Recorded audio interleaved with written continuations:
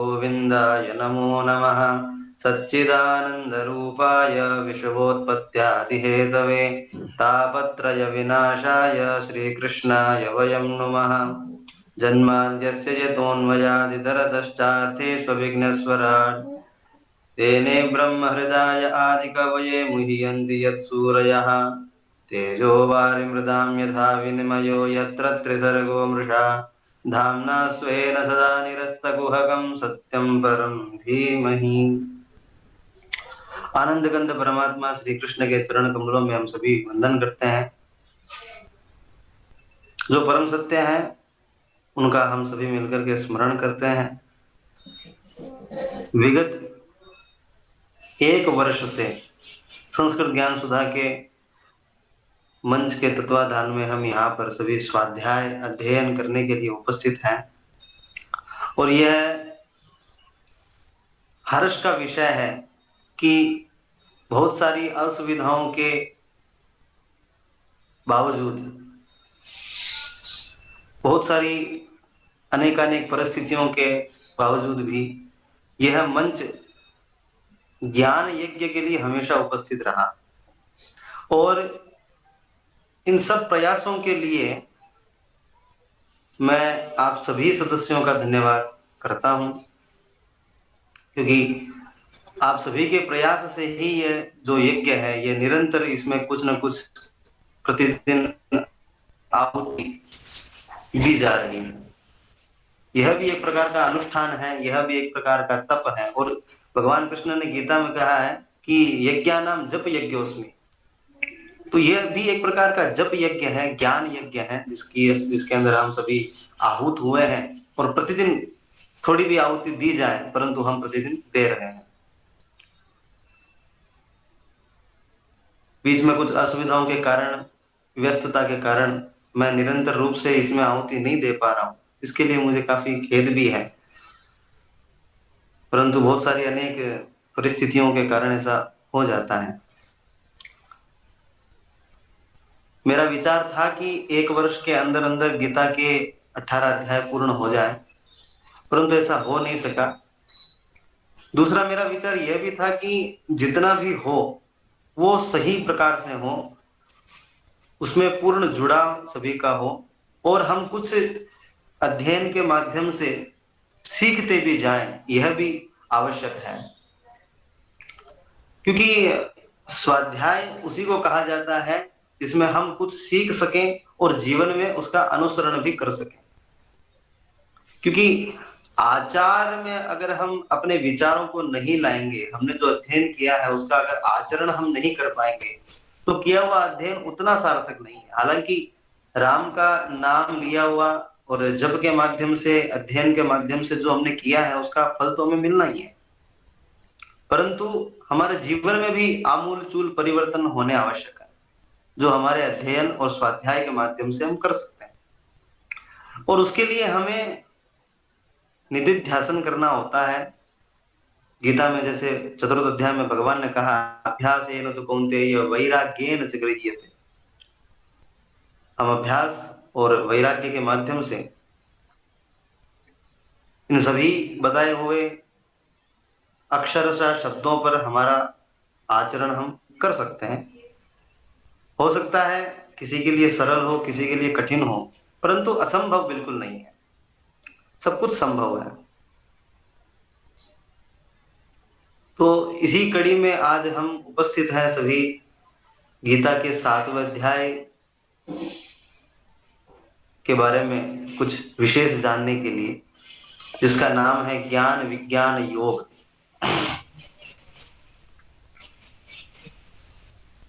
ये थोड़ा बड़ा शब्द है, बड़ी बात है। बाकी सारे जो इससे पहले जितने भी योग गए हैं वह सब हम एक छोटे रूप में हम समझ पाए हैं, परंतु अब जो आगे, इसके आगे जो अध्याय आने वाले हैं उन सब के जो योग हैं वो थोड़े से विलक्षण योग हैं, थोड़े से समझ में आए उसके लिए थोड़ी सी कठिनाइयां हो सकती हैं। तो सप्तम अध्याय का जो नाम है, इससे पहले जो षष्ठम अध्याय था उसका नाम आत्म संयम योग था। वहां तक समझने के लिए सब कुछ ठीक है, परंतु अब हम जहां पर बढ़ रहे हैं वह 11वें अध्याय तक तो यही आएगा कि हम परमात्मा को समझें, आत्म संयम करके हमें करना क्या है। आत्म संयमित तो हो जाएगा, परंतु हमारा मन जो है वो इतना सरल नहीं है, वो कठिन है। उसको समझाने के लिए, उसमें कुछ आरोपित करने के लिए हमें आवश्यक चीजें, आवश्यक सामग्री जरूरी होती है। तो हम उसे किस ओर लेकर के जाएं, तो उसके लिए कोई सामग्री जरूरी है।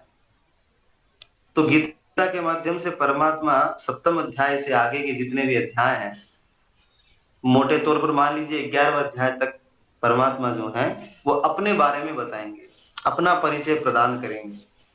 मैं कौन हूं, जिसे तुम आत्म संयम के माध्यम से प्राप्त करना चाहते हो, वह आत्म संयम से प्राप्त करने वाला परम पुरुष कैसा है, वो कहाँ कहाँ विद्यमान है, कहाँ कहाँ प्राप्त होता है, कैसे प्राप्त किया जा सकता है, इनके बारे में हम यहाँ पर चर्चाएं करेंगे। तो सबसे पहले हम ये जान लें कि ज्ञान और विज्ञान क्या है। सामान्य रूप में अगर हम देखते हैं तो विज्ञान जो है, जो आज के आधुनिक समाज के अनुसार, आधुनिकता के अनुसार अगर जिसको हम समझें, तो वह जो नए नए वैज्ञानिक जो प्रयोग होते हैं उनको हम विज्ञान समझते हैं, और इसमें कोई दो राय नहीं है, वह भी विज्ञान ही है। तो फिर परमात्मा ने जो भगवत गीता के 7वें अध्याय में जिस विज्ञान का नाम लिया है वो कौन सा विज्ञान है। और सामान्य रूप से आप देखेंगे जो वैज्ञानिक जो होते हैं, अब तो फिर भी धीरे धीरे समझने लगे हैं कि हाँ परमात्मा भी कुछ है, चाहे वो ऊर्जा के रूप में भी माने, परंतु मानने के लिए तैयार है कि हाँ परमात्मा है। परंतु आज से लगभग 200-250 साल पहले से जब ये विज्ञान अपने शुरुआती दौर पर था, तब के जो वैज्ञानिक थे तब इस बात को स्वीकार नहीं करते थे। तब वो यही कहते थे कि विज्ञान ही सब कुछ है, धर्म के रूप में उनकी कोई सत्ता वो मानते नहीं थे। पर अब मानने लगे हैं कि हाँ धर्म भी कोई विषय है, परमात्मा भी कोई विषय है। अब धीरे धीरे आगे आगे हम बढ़ रहे हैं, तो हम इस बात को स्वीकार भी करते हैं कि परमात्मा भी कोई वस्तु है, कोई है जो इस सृष्टि को चला रहा है। तो ज्ञान और विज्ञान, ज्ञान वो है कि हम जान लें, हम पढ़ करके जाने, हम सुन करके जाने, और विज्ञान जो प्रकट हो जाए। जैसे कि दूध में मक्खन है, ये जानकारी तो है पर प्रकट नहीं है। दूध में घी है, ये ज्ञान तो है हमें, पर प्रकट कहां हुआ अभी। तो उसको मत करके प्रकट करके उसका अनुभव कर लेना, वह विज्ञान है। प्रत्येक प्राणी अपने जीवन में हर वस्तु की कल्पना करता है, हर वस्तु को जानता है, और वो जानना ही ज्ञान है। और उसको प्रकट कर लेना, अनुभव में अनुभव गम्य कर लेना, वह विज्ञान है।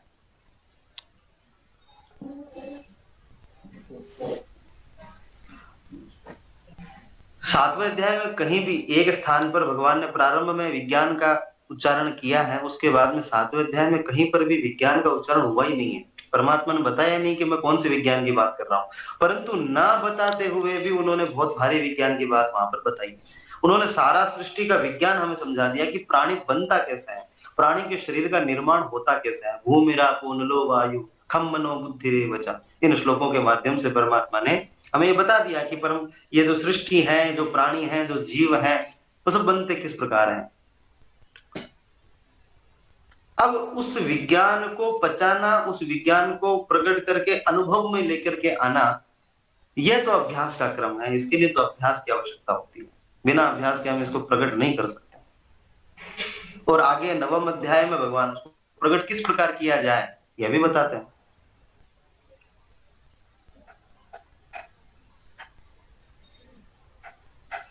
देखिए, ग्रंथों के माध्यम से हम यहां पर शिक्षा प्राप्त करते हैं, और ज्ञान और विज्ञान जो है यह अनुभव गम्य है। इसका अनुभव आवश्यक होता है, और अनुभव प्राप्त करने के लिए हमें अभ्यास की आवश्यकता होती है। तो जो हम यहाँ पर अध्ययन करें, जो हम यहाँ पर स्वाध्याय करें, उसका अभ्यास जरूरी है। तो ये आवश्यक रूप से आप करें। तो ज्ञान है जानना, विज्ञान है उसका प्रकटीकरण, उसको प्रकट करना। यही ज्ञान और विज्ञान, और वैज्ञानिक यही करते हैं। बिजली पहले भी थी, यह भी 200-250 सालों की बिजली नहीं है। बिजली पहले भी थी, विद्युत था। अगस्त्य संहिता है हमारे शास्त्रों में, अगस्त्य संहिता में विद्युत को उत्पन्न करने का तरीका बताया हुआ। पहले भी विद्युत बिजली थी, क्योंकि जो नहीं था वो तो हो ही नहीं सकता था, इसलिए वो प्रकट हुआ है। परंतु वो सामान्य जनमानस के लिए नहीं थी। अब वैज्ञानिकों ने उसको मंथन करके, उसके ऊपर अनुसंधान करके उसको प्रकट किया, वो हमारे सामने प्रकट हो गई। और भी अनेक सारी चीजें वो विज्ञान के माध्यम से प्रकट हुई है। और विज्ञान का यही तात्पर्य होता है, विज्ञान का कार्य यही है कि प्रकट करना। तो वस्तु देंगे उसी को प्रकट करेगा। हम उसे ज्ञान देंगे, यानी कि जो परमात्मा के विषय का जो ज्ञान है वो देंगे तो वो उसे प्रकट करेगा। हम उसे भोग्य वस्तुएं देंगे तो वो भोग्य वस्तुओं को प्रकट कर देगा। वो तो हमारे ऊपर निर्भर करता है कि हम विज्ञान को क्या प्रदान करते हैं। विज्ञान अपने आप में विज्ञान की सत्ता नहीं है। विज्ञान की सत्ता ज्ञान के माध्यम से है। ज्ञान है तो विज्ञान है। चलिए 7वें अध्याय में प्रवेश करते हैं। भगवान कहते हैं, मय्यासक्त मना पार्थ योगम युंजन मदाश्रयः असंशयम समग्रम माम यथा ज्ञास्यसि तच्छृणु। हे पार्थ, अनन्य प्रेम से मुझ में आसक्त चित्त तथा अनन्य भाव से मेरे परायण होकर योग में लगा हुआ, जिस प्रकार से संपूर्ण विभूति बल ऐश्वर्य आदि गुणों से युक्त सबके आत्म रूप मुझको संशय रहित जानेगा, मैं वो आपको सुनाता हूं, तुम सुनो। यह भगवान की प्रतिज्ञा है कि मैं जो बताता हूं उसे तो सुन, निश्चय उससे बल ऐश्वर्य हर प्रकार की वृद्धि होगी। ज्ञानम तेहम सविज्ञानम इदम वक्ष्याम्य शेषतः यस् ज्ञात्वा नेह भूयोन्यस् ज्ञातव्यम अवशिष्यते। मैं तेरे लिए इस विज्ञान सहित तत्व ज्ञान को संपूर्णतया कहूंगा, जिसको जानकर संसार में फिर और कुछ भी जानने योग्य शेष रहेगा नहीं।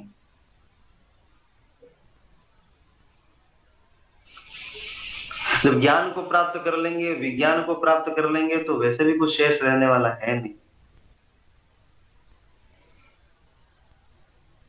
और शंकराचार्य जी ये एक बात और कहते हैं कि उत्तम साधक को अधिक जानकारियां इकट्ठी नहीं करनी चाहिए। उत्तम साधक को चाहिए कि वो एक ही दिशा में चले, जो एक प्रकल्प होता है उसी पर कार्य करें। उत्तम साधक को इतना आवश्यक होता है।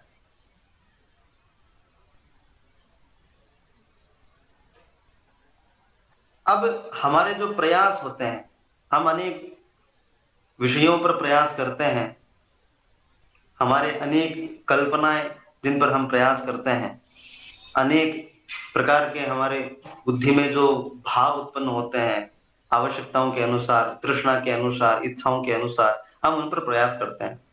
परंतु इन सब में कोई एक व्यक्ति, कोई एक जीव परमात्मा को प्राप्त करने के लिए प्रयास करता है। कोई एक जीव परमात्मा को प्राप्त करने के लिए प्रयास करता है।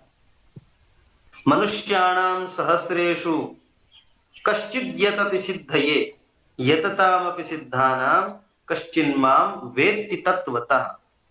हजारों मनुष्यों में, कई हजारों मनुष्यों में कोई एक व्यक्ति, कोई एक जीव जो है वह सिद्धि को प्राप्त करता है।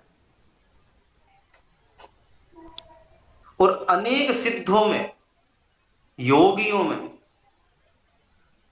कोई एक व्यक्ति मुझे प्राप्त करता है, यानी परमात्मा को प्राप्त करता है। तो इसका मतलब तो यही हो गया ना कि परमात्मा बहुत दुर्लभ है, बहुत कठिन है। तो परमात्मा यदि बहुत कठिन है तो शायद प्रहलाद जी को तो मिलते ही नहीं। अगर बहुत कठिन है तो ध्रुव को मिलने का तो प्रश्न ही नहीं उठता। बहुत कठिन है तो नारद जी का जो प्रथम जन्म था उसमें जो उन्होंने भक्ति भाव के माध्यम से जो परमात्मा की स्तुति की वह भी कठिन था, नहीं कर पाते। आवश्यकता है कि हम सही दिशा में प्रयास करें।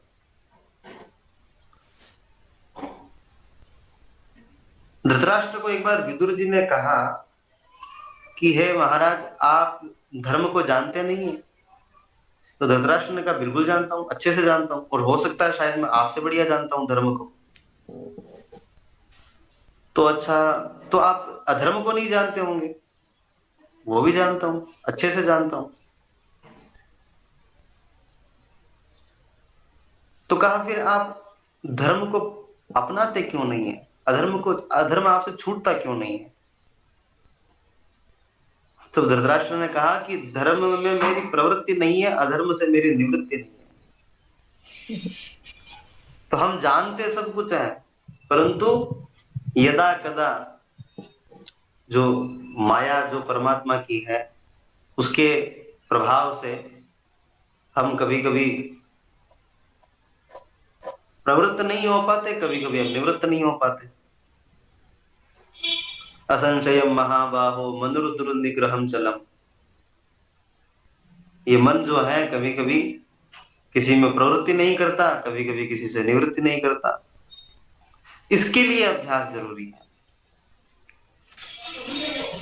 तो कई हजारों मनुष्यों में एक व्यक्ति सही दिशा में प्रयास करता है।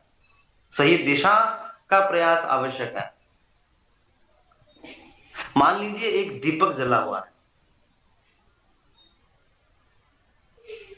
और उस दीपक का दर्शन हमें करना है, तो ये तो है सही दिशा, प्रकाश की ओर बढ़ने की सही दिशा। और उसी दीपक के पीछे की ओर मुख करके हम खड़े हो जाएं और फिर हम ये सोचें कि इस दिशा में ही चलते हैं, शायद इस दिशा में कुछ मिल जाएगा, तो ऐसा हो नहीं सकता। हमें दीपक की ओर मुख करके ही आगे बढ़ना चाहिए। और उसके लिए हमारे शास्त्रों ने उपदेश आदेश प्रदान किए हैं कि हमें किस प्रकार का जीवन जीना चाहिए।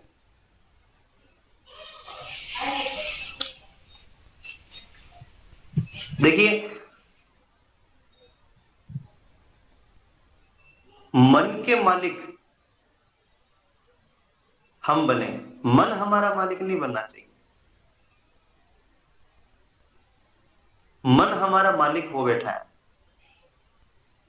जबकि होना चाहिए कि मन हमारा दास बने। और भगवान ने 7वें अध्याय में इसी बात पर जोर दिया है कि जिस शरीर को तुमने धारण किया हुआ है उसके कई भाग हैं। वो एक भाग से प्रकट नहीं हुआ है, कई भागों से मिलकर के प्रकट हुआ है, बना है। और आगे के श्लोकों में यही प्रकट किया है भगवान ने। भूमिरापो नलो वायु खम मनो बुद्धिरेव च अहंकार इति यम में भिन्ना प्रकृतिर अष्टधा। 8 धातुओं से, 8 प्रकार से इस पृथ्वी का, प्रकृति का निर्माण हुआ है। 5 तो तत्व हो गए, फिर मन बुद्धि और अहंकार, ये सभी अपना अपना कार्य करते हैं। और हम विचार करते हैं कि ये सारा कार्य हम कर रहे हैं, जबकि हमारे रूप में हमारी कोई सत्ता ही नहीं है। पृथ्वी का कार्य पृथ्वी करती है, जल का कार्य जल करता है, अग्नि का कार्य अग्नि करती है। और ये सब मिलकर के एक ठोस पदार्थ रूप में मन बनता है। मन की अपनी भी कोई सत्ता नहीं है, मन ठोस रूप में कुछ भी नहीं है। मन एक भाव है, मन एक एहसास, एक अनुभव है। जिसमें किसी भाग को छूने से हम सुखी होते हैं, किसी भाग को छूने से हम दुखी होते हैं।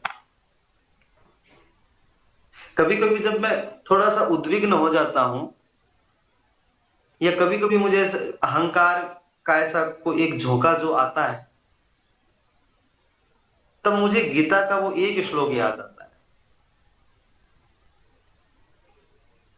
सबसे पहला श्लोक तो, क्योंकि मैंने अध्ययन गीता का 12वें अध्याय से आरंभ किया था, तो सम शत्रु च मित्रे च तथा मानापमानयोः शीतोष्ण सुख दुखेषु समसंग विवर्जिता। उसके बाद में तो अनेक अनेक श्लोक है। द्वेष्टा सर्व दुखानां मैत्रः करुण एव च निर्ममो निरहंकारः सम दुःख सुखाक्षमी। इस प्रकार के कई सारे श्लोक हैं जो दिमाग में आते हैं बाद में, और यही है जो हमें अनेक प्रकार के भावों से, अनेक प्रकार के भावों में बहने से बचाता है। गीता की सबसे बड़ी सार्थकता इसी बात में है कि हम जब बहने लगते हैं ना, तब हमें रोक के रखे, वही गीता है। क्योंकि भावों का पता हमें चल चुका है कि अहंकार किस प्रकार कार्य करता है, काम किस प्रकार उत्पन्न होता है, क्रोध किस प्रकार उत्पन्न होता है। अब बारी है प्रकट करने की, उसके ऊपर अनुसंधान, उसके ऊपर काम करने की बारी है। तो प्रकृति अपना कार्य करती है, और जब प्रकृति अपना कार्य करती है, हम अपना कार्य करते हैं, कर्म करते हैं, तो उसमें हमारी लिप्तता होना ही स्वाभाविक है, क्योंकि हम इतने बड़े साधक नहीं बने, तो उसमें हमारी लिप्तता होती ही है। और जब लिप्तता होती है, तब हमारे अंदर अनेक प्रकार के भाव उत्पन्न होते हैं, जो सुख के रूप में होते हैं, दुख के रूप में भी होते हैं, अहंकार के रूप में होते हैं, उदासीनता के रूप में होते हैं, अनेक प्रकार के भाव।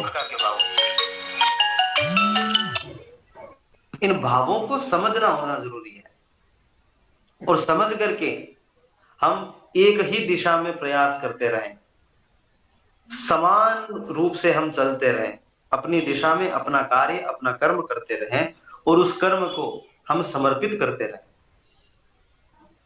यही ज्ञान और विज्ञान। अपरेयमितस्त्वन्यां प्रकृतिं विद्धि मे परां जीवभूता महाबाहो ययेदं धार्यते जगत। पृथ्वी जल अग्नि वायु आकाश मन बुद्धि और अहंकार, इस प्रकार ये प्रकृति 8 प्रकार में विभाजित है। ये 8 प्रकार के भेदों वाली जो प्रकृति है, इसको कहते हैं अपरा, अपरा प्रकृति। और जो चेतन है, जो आत्म स्वरूप है, जो परमात्मा स्वरूप है, उसको कहते हैं परा। अपरा का अपना कोई अस्तित्व नहीं है, परा का अपना कोई अस्तित्व नहीं है। अपरा बिना परा के कार्य नहीं कर सकती, परा को करने के लिए कुछ ठोस पदार्थ की आवश्यकता होती है।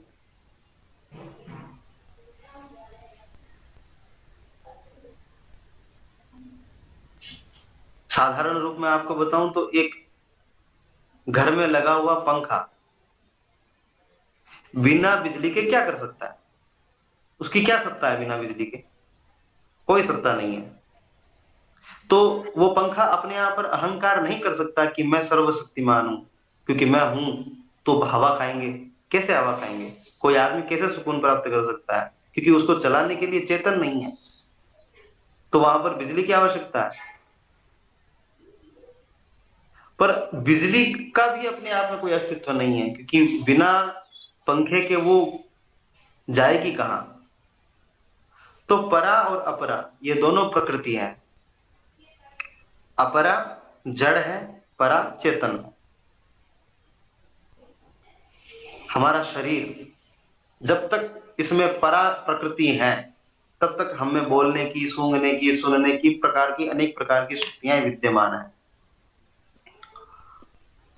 जिस दिन यह शरीर से परा प्रकृति निकल जाती है, तब ये अपरा बचती है, और अपरा का कोई कार्य नहीं होता। फिर बाद में अपरा प्रकृति को उनके उनके तत्वों को प्रदान कर दिया जाता है।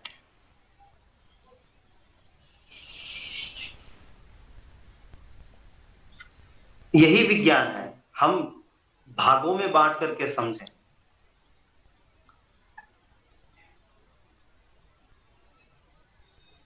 जैसे वो माइक्रोस्कोप होता है ना, माइक्रोस्कोप में और सामान्य दृष्टि में चीजें अलग अलग होती हैं। सामान्य दृष्टि में वो दिखने वाली चीज माइक्रोस्कोप में बहुत अलग प्रकार से दिखती है, क्योंकि उसमें बहुत सारे भेद होते हैं और एक एक चीज स्पष्ट दिखती है। और वही ज्ञान और विज्ञान है, चीजें एकदम स्पष्ट रूप से देखना। प्रकृति के प्रत्येक भाग में भगवान परमात्मा विद्यमान है।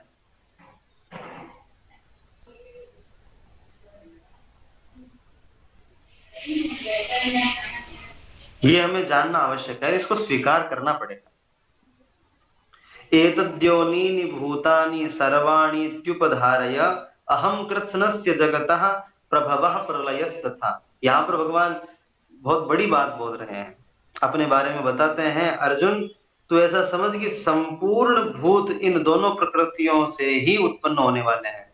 सारी पृथ्वी, सारी प्रकृति इन दोनों भूतों से प्रकट होती है, परा और अपरा, जड़ और चेतन। न जड़ के बिना चेतन की सत्ता है, न चेतन के बिना जड़ की सत्ता है। इन दोनों भूतों से ही उत्पन्न होते हैं। और मैं संपूर्ण जगत का प्रलय और प्रभव करने वाला हूं। उत्पन्न, स्थिति और प्रलय, ये तीन ही कार्य होते हैं जीवन में। इस प्रकृति के साथ तीन ही बातें हो सकती है, उत्पत्ति, स्थिति और प्रलय। ये इसको उत्पन्न करना, इसको पालन करना और इसका प्रलय हो जाना। तो ये तीनों मैं करता हूं, इसका कारण मैं ही हूं। यानी इस प्रकृति का मूल कारण हूं। अब इसमें एक चीज समझिए, जब हम ये सोचते हैं कि चेतन की जब बात आती है, तब हम ये विचार करते हैं शायद चेतन परमात्मा होंगे, शायद चेतन परमात्मा होंगे। पर यहां परमात्मा ने चेतन से भी अपने आप को अलग कर लिया कि ना, मैं वो चेतन भी नहीं हूं, मैं उससे भी परे हूं। न तो मैं परा प्रकृति हूं, न मैं अपरा प्रकृति हूं।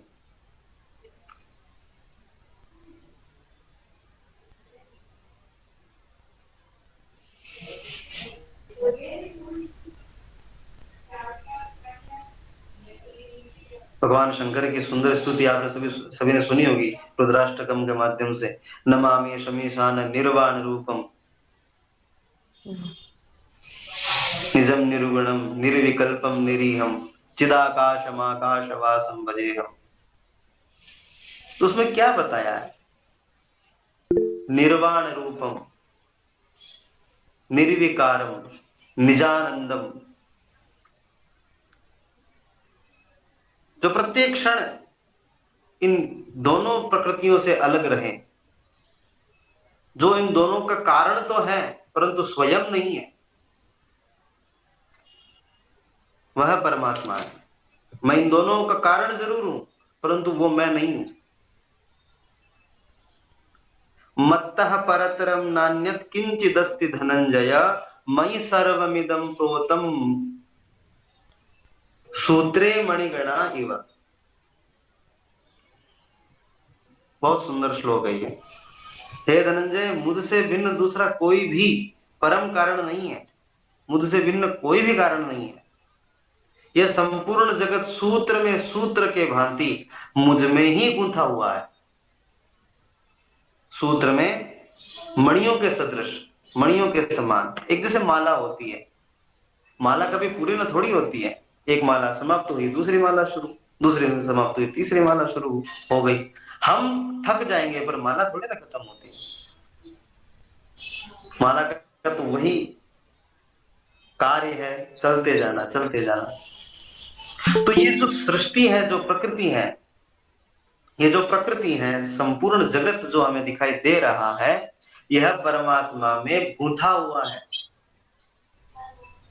विवेकानंद जी ने कहा था कि चाहे सीधा जाओ चाहे घूम के जाओ, जाना तो वही है।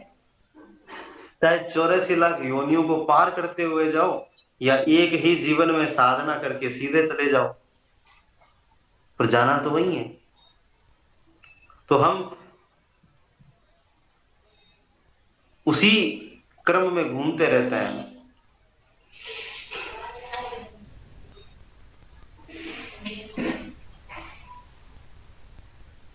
पर आपने देखा होगा कि जब माला फेरते हैं ना, तब माला का एक सिद्धांत है कि माला फेरते समय जो एक शिरोमणि आता है, सुमेरु मणि जो आता है, उस सुमेरु मणि को लांग के जाने की पद्धति नहीं, हम उसको लांग के नहीं जा सकते, वहीं से वापस मुड़ करके फिर से शुरुआत होती है।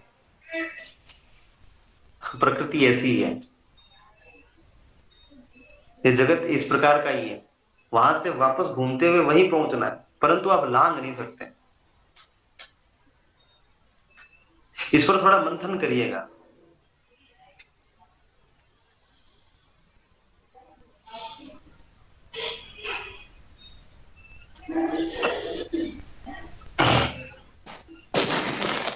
हम लांग नहीं सकते। तो ये जो सृष्टि है, ये सारी की सारी सृष्टि भगवान से गुंथी हुई है, परंतु परमात्मा उससे भी ऊपर है।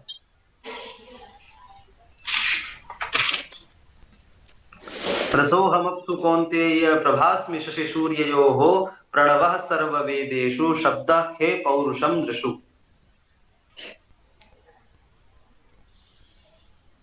इतनी गूंथी हुई है, इतनी गूंथी हुई है कि परमात्मा बता रहे हैं कि मैं कहां कहां पर विद्यमान हूं। और फिर भी अंत में भगवान ये भी कहते हैं कि इन सब में मैं हूं, परंतु फिर भी मैं इनसे परे हूं।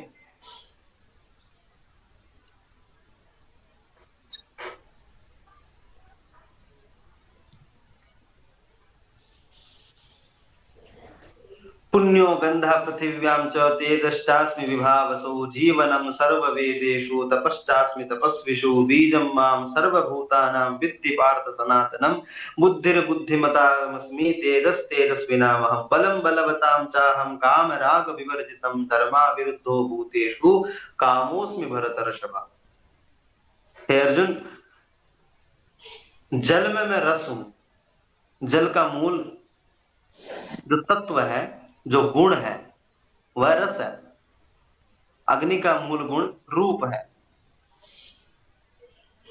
चंद्रमा का मूल गुण, सूर्य का मूल गुण प्रकाश है।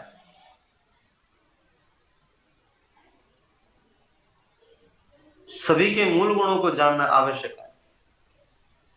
इसी को विवेक कहते हैं। विवेक का कार्य क्या है? सही और गलत को अलग अलग करके देखना, प्रकृति को अपने वास्तविक रूप में देखना, उसी को विवेक कहता है। तो वास्तव में मैं तो कभी कभी विचार करता हूँ कि जब मैं विवेक चूड़ामणि का अध्ययन करता हूँ, तब मुझे ऐसा लगता है कि ये गीता का ही एक पार्ट है, गीता का ही एक अंग है। शायद गीता का अपग्रेड वर्जन हम उसको कह सकते हैं। इसमें बहुत अधिक सुगमता से चीजों को अलग अलग करके दिखाया गया है।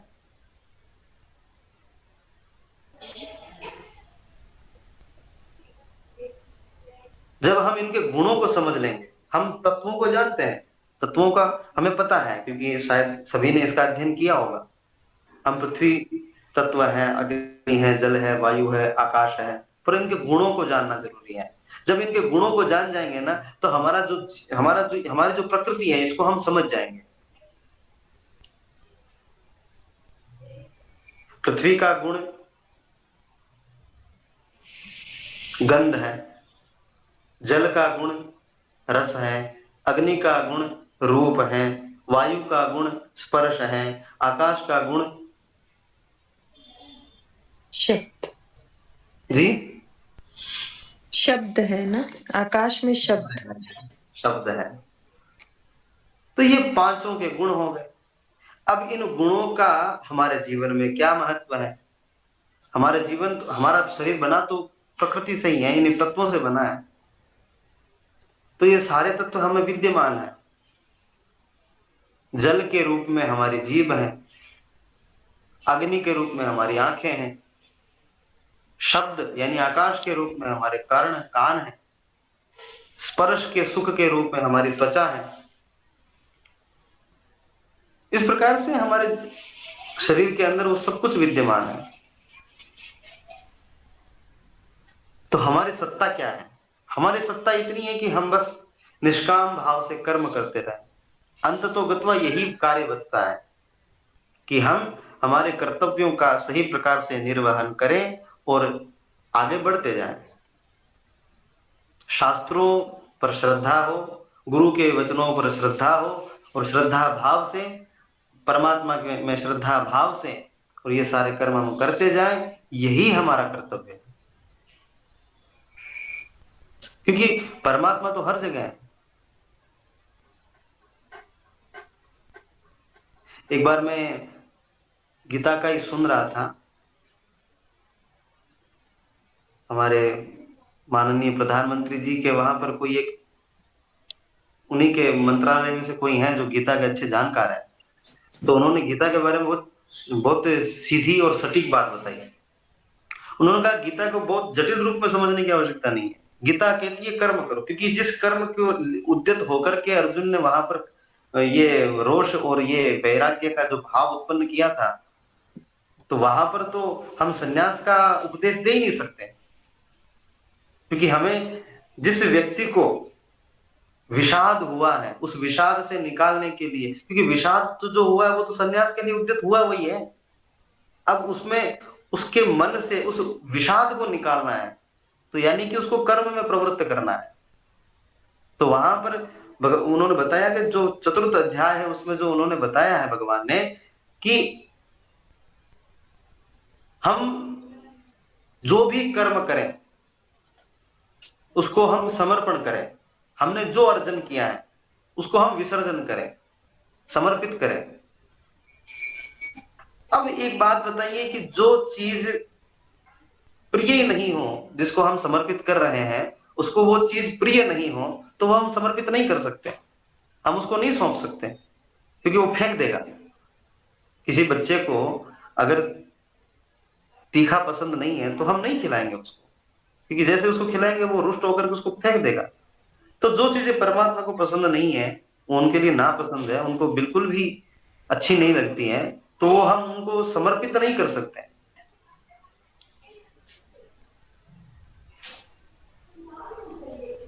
हम कर्म करते जाए, फल की इच्छा ना करें, बहुत अच्छी बात है, परंतु कर्म क्या करें इसकी जानकारी भी हमें होनी जरूरी है। हम कौन सी दिशा में कार्य करें, क्या कार्य करना चाहिए जो उसे प्रिय हो। तो उन्होंने कहा कि हम वही कार्य करें जो उसे प्रिय हो, ताकि हम उसको सौंप सकें। हम हर कुछ चीजें उसको समर्पित नहीं कर सकते।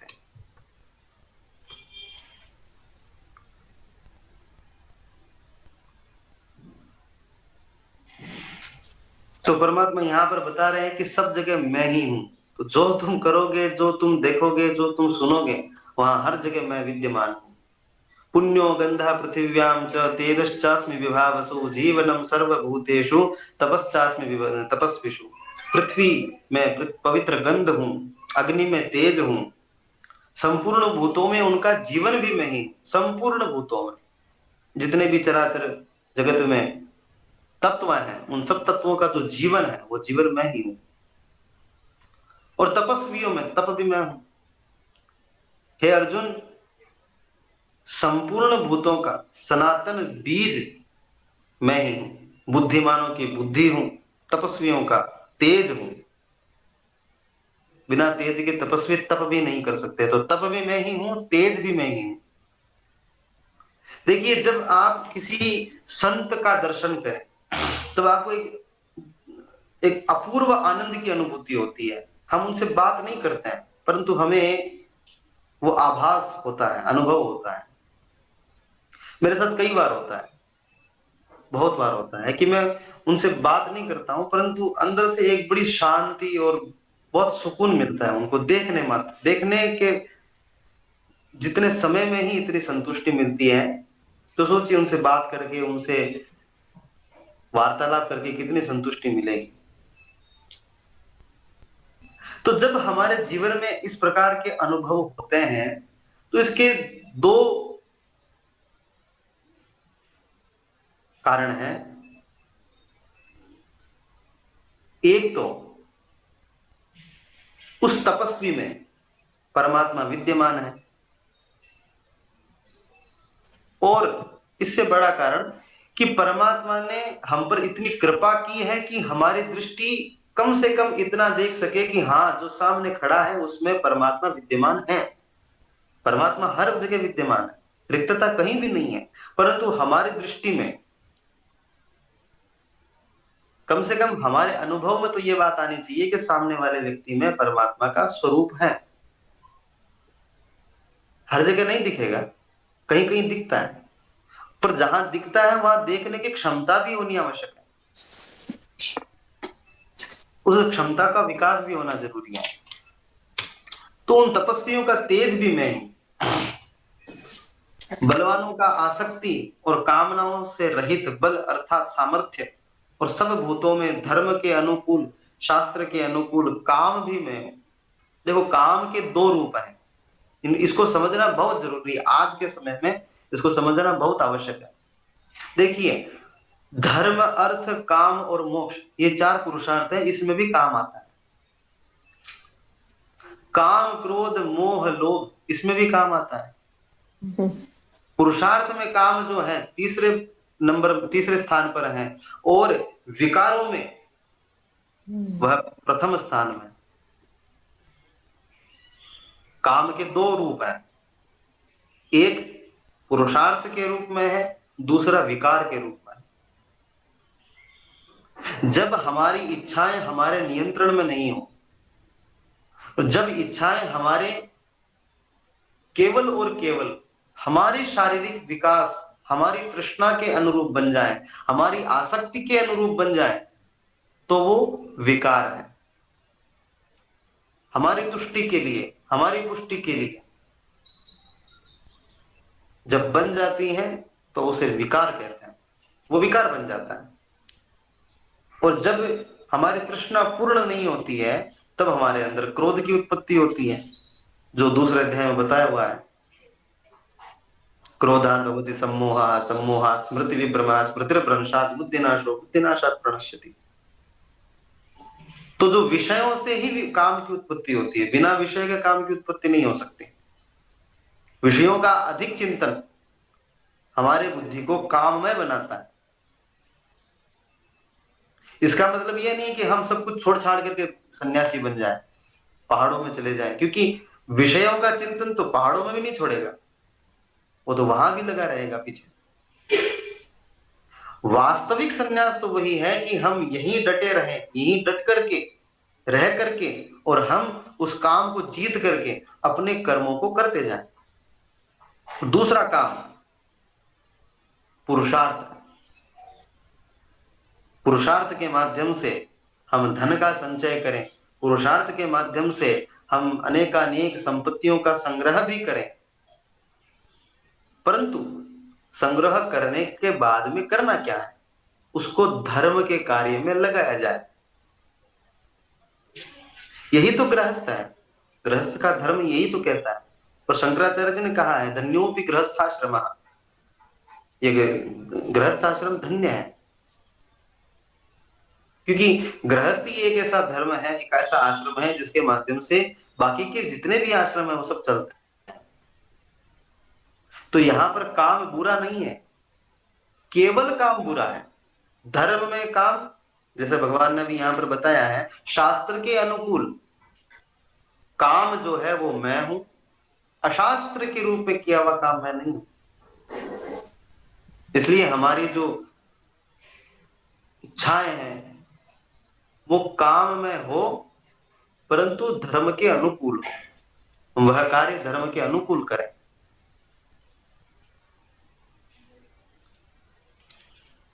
ये चैव सात्विका भावा राजसास्तामसाश्च ये मत्त एवेति तान् विद्धि न त्वहं तेषु ते मयि। जो भी रजोगुण सत्व गुण से उत्पन्न होने वाले भाव हैं,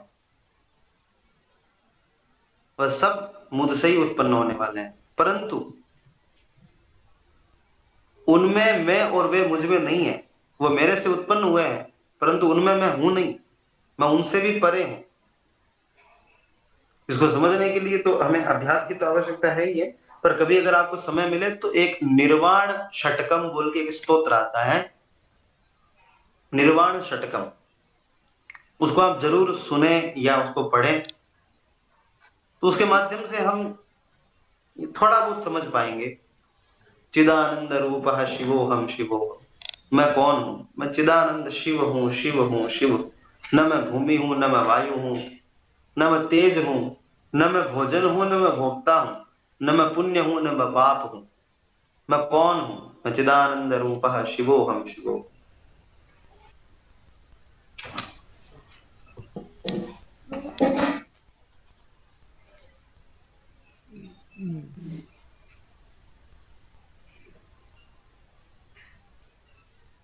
ये सारे भाव मुझसे उत्पन्न होते हैं क्योंकि प्रकृति त्रिगुणमयी है और प्रकृति को बनाने वाले परमात्मा है। तो परमात्मा जो है वह उससे भी परे है। बनाने वाला तो परे ही रहेगा, बनाने वाला थोड़ी ना उसमें शामिल होने वाला है।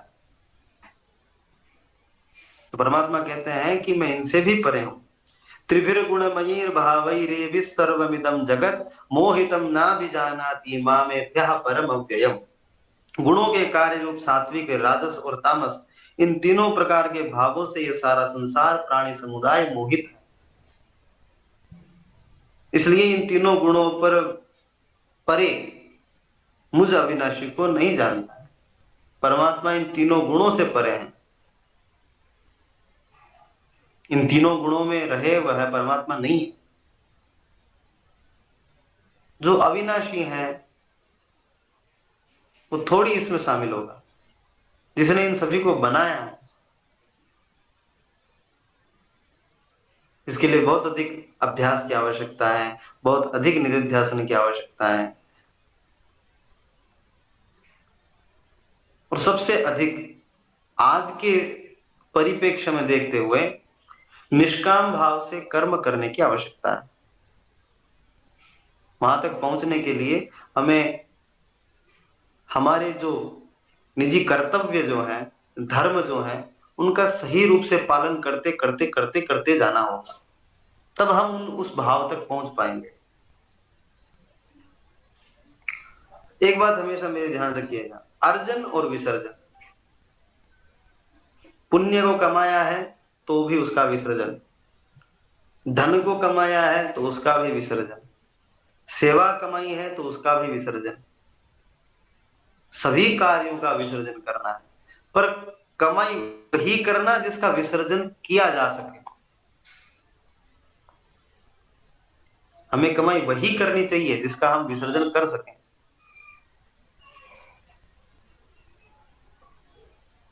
प्रथम दृष्टया यही बात मेरे तो समझ में आती है। बाकी सारी बातें बहुत बाद की बातें हैं। मूल में प्रथम में यही बात है कि हम किसी एक के चरणों के प्रति अनुरक्त बन जाएं। हमारी आसक्ति होनी आवश्यक है। हम अनासक्त कब होंगे हमें नहीं पता, पर हम पहले शुद्ध वासनाओं में आसक्ति रखें।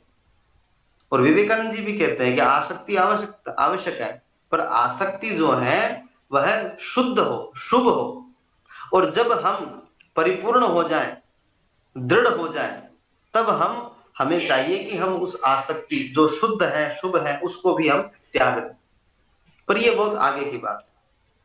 प्रारंभ में हमें शुद्ध कर्म जो हम सेवा के रूप में समर्पित कर सकें, उन कर्मों में हमारी आसक्ति भी हो। हम कर्म कांड के अनुरक्त बने, हम भगवान की सेवा के रूप में अनुरक्त बने। किसी को अगर जप करने में आनंद आता है, बिल्कुल आप जप करिए। किसी को पूजन करने में आनंद आता है, आप पूजन करिए। किसी को सेवा करने में आनंद आता है, सेवा करिए। किसी को स्वाध्याय करने में आनंद आता है, स्वाध्याय करिए। परंतु समर्पित करते रहिए। तुदीयं वस्तु गोविंद तुभ्यमेव समर्पयेत्। तब हम इन तीनों गुणों को पार करके जा पाएंगे। नमाम दुष्कृतिनो मूढ़ा प्रपद्यन्ते नराधमाः माययापहृत ज्ञाना आसुरम भावमाश्रिताः। माया के द्वारा जिनका ज्ञान हरा जा चुका है। देखिए, ज्ञान सब में होता है, पर वो ढका हुआ होता है, हर लिया जाता है, उसका हरण किया जाता है। ऐसे आसुर भाव को धारण किए हुए मनुष्यों में नीच दूषित कर्म करने वाले मूढ़ को मैं समझ में नहीं आता हूं। वो मुझको नहीं बजते हैं। बजने के लिए हमें वो आवरण हटाना होगा। एक कांच है, बहुत सुंदर कांच है, पर उस पर धूल लगी हुई है। अब हम दोष देंगे कांच को,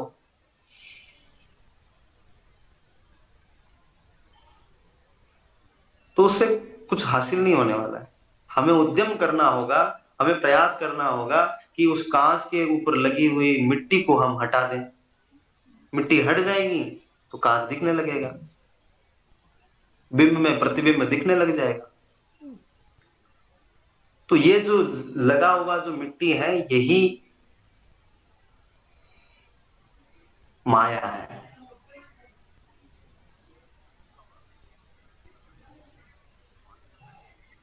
और माया त्रिगुणमयी है, सत्व, रज और तम से आप्लावित है।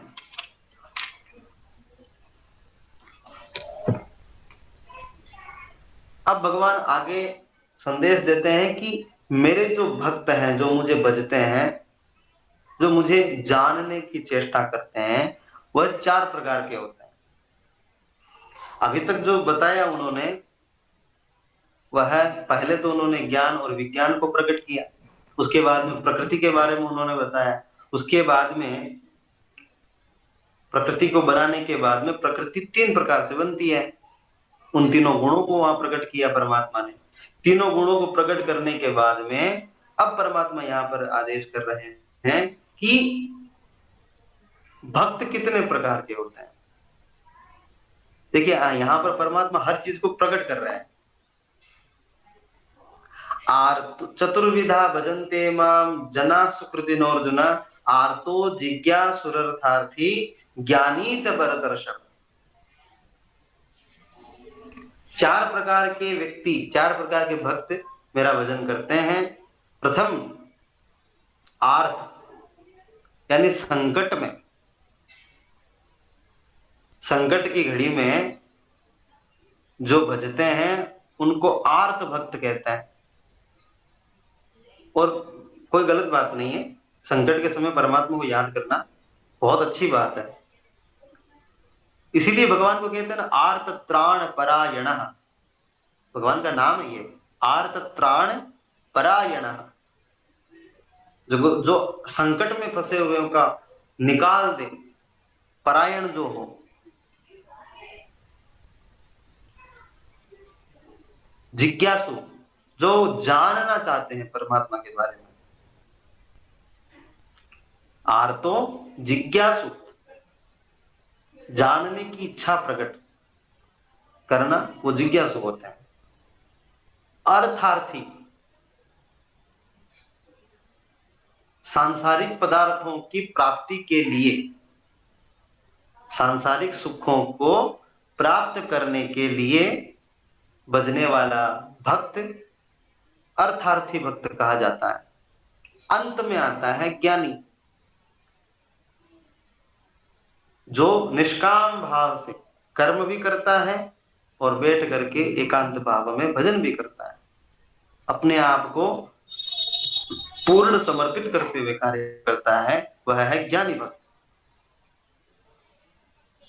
यहाँ पर परमात्मा को सभी भक्त प्रिय हैं, परंतु उनमें से वही प्रिय हैं जो सरल है।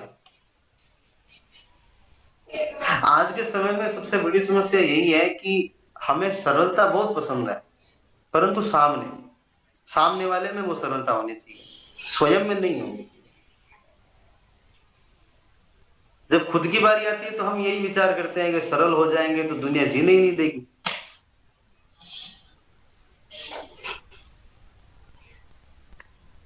एक दिन, थोड़े दिन पहले की बात है, एक जन से बात हो रही थी मेरी, तो उन्होंने कहा पंडित जी आजकल अगर कोई सरल हो जाए तो सीधी गर्दन उड़ा देते हैं, ज्यादा नहीं झुकना चाहिए। झुकने की एक सीमा होती है, झुकने का एक स्थान होता है, बात सही है, चाणक्य नीति भी यही बात कहती है, परंतु वो आंतरिक रूप में इन सबका प्रभाव नहीं होना चाहिए, ऐसा हमारा प्रयास होना चाहिए। वह सब कुछ हमारे दैहिक जो कर्म है उनमें दिखे, आंतरिक रूप में। ना तो हमारी सरलता हमें ज्यादा प्रफुल्लित करे, न हमारा अहंकार हमें ज्यादा उद्विग्न करे। इस प्रकार का हमें बनना होगा। हमारा बाहरी जीवन कुछ और हो, आंतरिक जीवन में हम एकदम समान भाव से चलते जाएं। जैसे राजा जनक ने किया। राजा जनक जी कार्य करते थे, राजपाट का कार्य भी करते थे, सब कुछ कार्य करते हुए भी वो निर्लिप्त थे। उस प्रकार का जीवन आवश्यक होता है, विदेह राज। तो 4 प्रकार के व्यक्ति भजन करते हैं, जिनमें जो आर्त होते हैं वो भजन करने वाले, जिज्ञासु जो जानना चाहे परमात्मा के बारे में, अर्थार्थी जो भोग्य पदार्थों को प्राप्त करने के लिए, और ज्ञानी जो केवल और केवल परमात्मा की सेवा के लिए भजन करते हैं। तेषां ज्ञानी नित्य युक्तः एक भक्तिर विशिष्यते प्रियो हि ज्ञानिनोत्यर्थम अहम सच मम प्रियः। उनमें नित्य मुझ में एक ही भाव से स्थित अनन्य प्रेम भक्ति वाला ज्ञानी भक्त अति उत्तम है, क्योंकि मुझको तत्व से जानने वाले ज्ञानी को मैं अत्यंत प्रिय हूं, क्योंकि वह एक भक्तिर विशिष्यते, वह एक ही दिशा में कार्य करते हैं, एक को ही पकड़ के रखते हैं, इसलिए वह मुझे अत्यंत प्रिय है। हमारा कैसा है कि संकट यानी कि आर्थिक संकट आया तो हम लक्ष्मी का पूजन करते हैं, शारीरिक संकट आया तो हम महामृत्युंजय की सेवा करते हैं, और अनेक प्रकार के देवता हैं जिनकी हम सेवाएं करते हैं। तो हमारी जो बुद्धि है उसमें थोड़ा भेद है।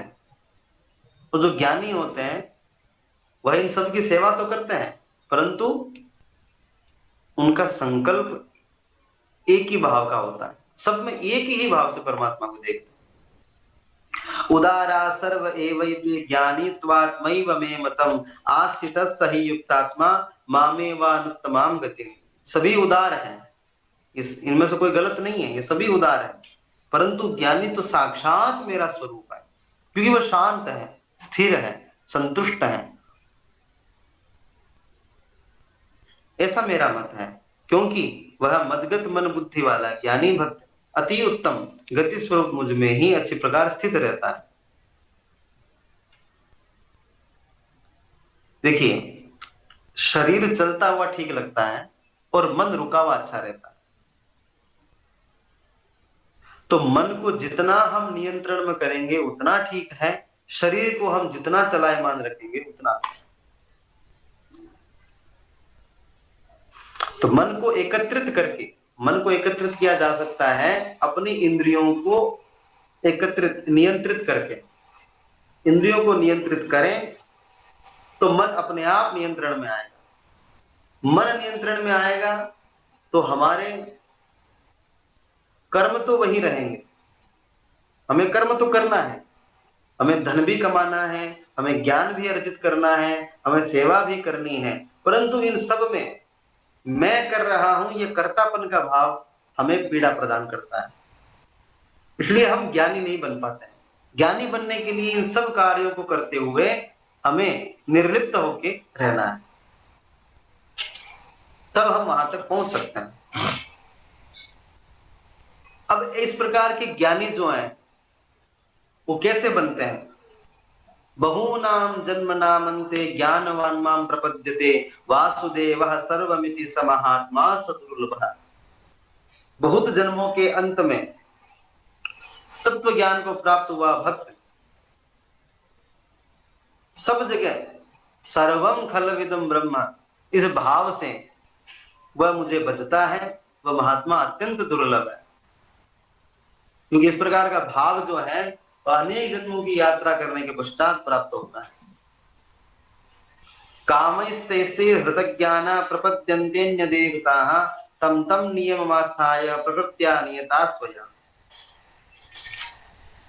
उन भोगों की कामना द्वारा जिनका ज्ञान हरा जा चुका है, वे लोग अपने स्वभाव से प्रेरित होकर उस नियम को धारण करके अन्य देवता को भजते हैं, अर्थात पूजते हैं। गृहस्थ में अनेक प्रकार की आवश्यकताएं होती है, कभी धन की आवश्यकता होती है, कभी शारीरिक सुख की आवश्यकता होती है, बहुत सारी आवश्यकताएं होती है, और उन आवश्यकताओं की पूर्ति के लिए देवताओं का यजन पूजन करना गलत नहीं है, करना चाहिए। परंतु जब हम उन सब चीजों को प्राप्त कर लेते हैं तब एक कार्य और भी कर लेना चाहिए, त्वदीयं वस्तु गोविंद तुभ्यमेव समर्पयेत्, क्योंकि आखिरकार वो मिला तो किसी की कृपा से ही है, उसमें हमारा क्या पुरुषार्थ हो सकता है। मान लीजिए हमने अर्थ की प्राप्ति के लिए देवता का पूजन यजन किया और उसकी कृपा से, उनकी कृपा से हमें वह अर्थ की प्राप्ति हुई, अर्थ की सुगमता प्राप्त हुई। तब इसमें पुरुषार्थ किसका है? हमारा है कि उस देवता का? स्वाभाविक रूप से वो पुरुषार्थ उस देवता का है जिसने हमें प्रदान किया है। लक्ष्मी के रूप में हो या अनेक दूसरे देवता के रूप में हो, वो हमारे श्रद्धा और हमारे जानकारी, हमारे ज्ञान के ऊपर निर्भर करता है। तो इसमें हमारा कोई पुरुषार्थ नहीं है, उस देवता का पुरुषार्थ, उन देवताओं का पुरुषार्थ। परंतु हम क्या करते हैं कि हमने ये सोच लिया होता है कि मैंने ये कार्य किया इसलिए मुझे ये प्राप्त हुआ। मैंने ये कार्य तो किया, परंतु उस कार्य से जो मुझे प्राप्त हुआ है वो उनकी कृपा से प्राप्त हुआ है। और कृपा वहीं पर होती है जहां पर हम अपने आप का समर्पण करते हैं। यो यो यायं तनुं भक्तः श्रद्धयार्चितुमिच्छति तस्य तस्याचलां श्रद्धां तामेव विदधाम्यहम्। जो सकाम भक्त जिस देवता के स्वरूप का श्रद्धा से पूजते हैं, उस भक्ति की श्रद्धा को मैं उसी देवता के प्रति स्थिर भी करता हूँ। यह भी परमात्मा करता है। जो परम सत्ता जो है वह भी हमारी भक्ति को स्थिर बनाती है।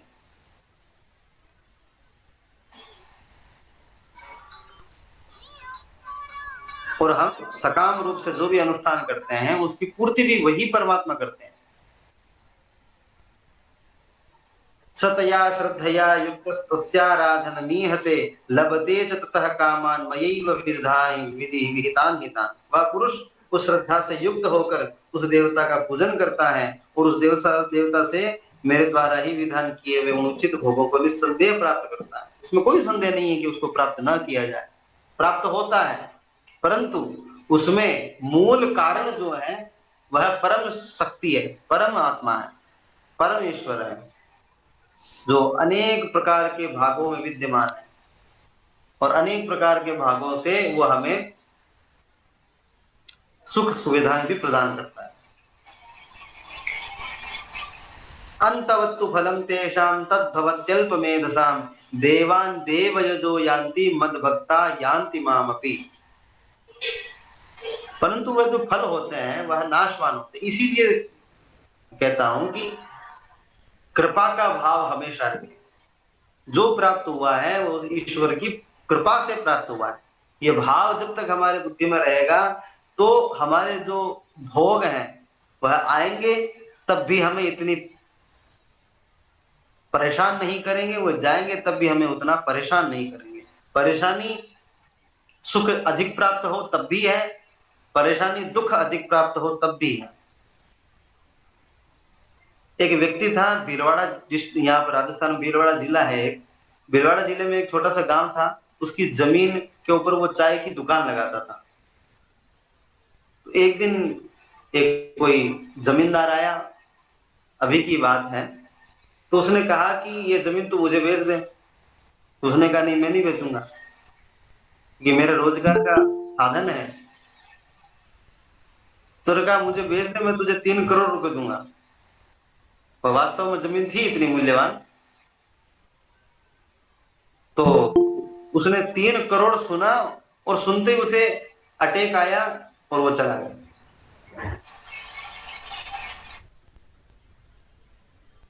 एक सुख जो है वह इस प्रकार से भी घातक है। इसलिए जो हमारे भोग हम प्राप्त करते हैं उन भोगों को हम यह भी समझें कि वह नाशवान है, एक न एक दिन वो जाएंगे, फिर हमें वापस पुनः उद्यम करना होगा उन सुखों को प्राप्त करने के लिए।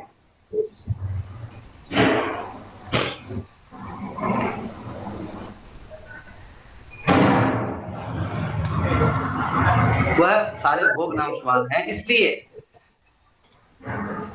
अंत तो गत्वा हमारी बुद्धि जो है शांत भाव से परमात्मा में समर्पित हो जाए। अव्यक्तम व्यक्तिमापन्नम मन्यन्ते माम बुद्धयः परम भावम जानन्तो मम व्ययमनुत्तमम्। बुद्धिहीन पुरुष मेरे तम अविनाशी परम भाव को न जानते हुए मन इंद्रियों से परे मुझ सच्चिदानंद घन परमात्मा को भी जन्म लिया हुआ मनुष्य समझता है, तो यही भूल कर लेता है।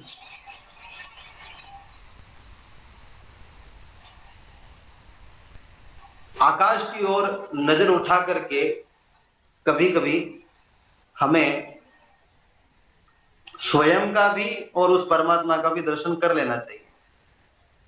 जरूरी नहीं है कि हम मंदिर में बैठ करके परमात्मा को वहीं पर देखें। प्रकृति इतनी सुंदर है कि हम जहां नजर उठा करके देखेंगे वहीं पर परमात्मा दिखेंगे। मैं तो बहुत बार आकाश की तरफ देखता हूं। इतना विशाल आकाश मुझे एक भवन की भांति लगता है। जीवन में दर्शन अधिक जरूरी है। अधिक विषयों के चिंतन के कारण हमारे जीवन से धीरे धीरे दर्शन जा रहा है। दार्शनिक लुप्त होते जा रही है। इसलिए हम प्रत्येक स्थान में, प्रत्येक भूत में, प्रत्येक प्राणी में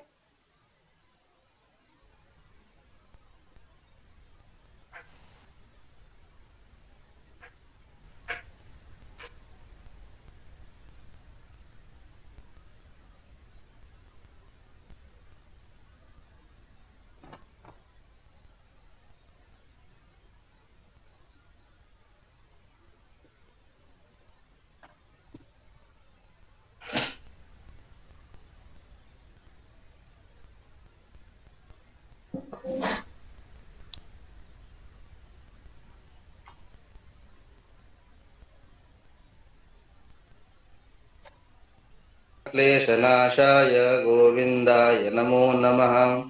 सच्चिदानन्दरूपाय विश्वोत्पत्त्यादिहेतवे तापत्रयविनाशाय श्रीकृष्णाय वयं नुमः। गुरुर्ब्रह्मा गुरुर्विष्णु गुरुर्देवो महेश्वरः गुरुः साक्षात् परब्रह्म तस्मै श्रीगुरवे नमः। जन्माद्यस्य यतोऽन्वयादितरतश्चार्थेष्वभिघ्नस्वराट् तेने ब्रह्महृदाय आदिकवये मुह्यन्ति यत्सूरयः तेजो वारिमृदां यथा विनिमयो यत्र त्रिसर्गो मृषा धाम्ना स्वेन सदा निरस्तकुहकं सत्यं परं धीमहि। भगवान आनंद कंद परमात्मा के चरण कमलों में हम सभी वंदन करते हैं और परब्रह्म योगेश्वर गुरु का स्मरण करते हैं।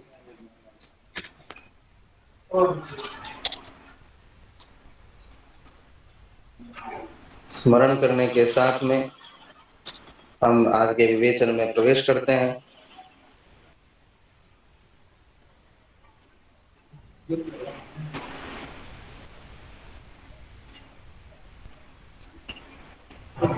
कल हमने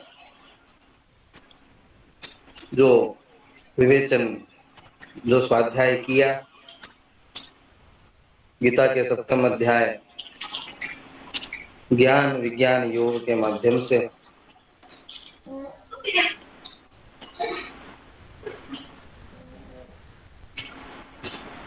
तो ज्ञान का अर्थ है जान लेना, विज्ञान का अर्थ है प्रकट कर लेना, यानी अनुभव गम्य कर लेना, उसे विज्ञान कहते हैं।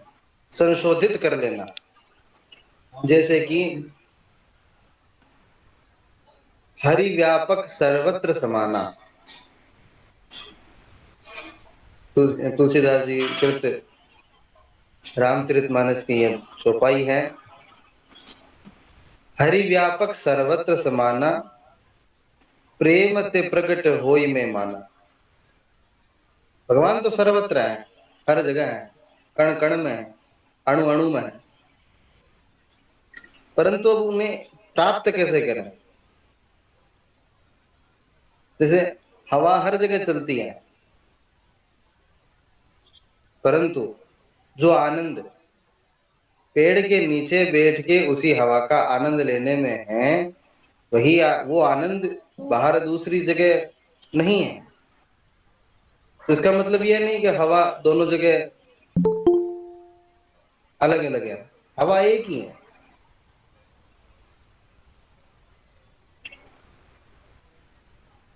परंतु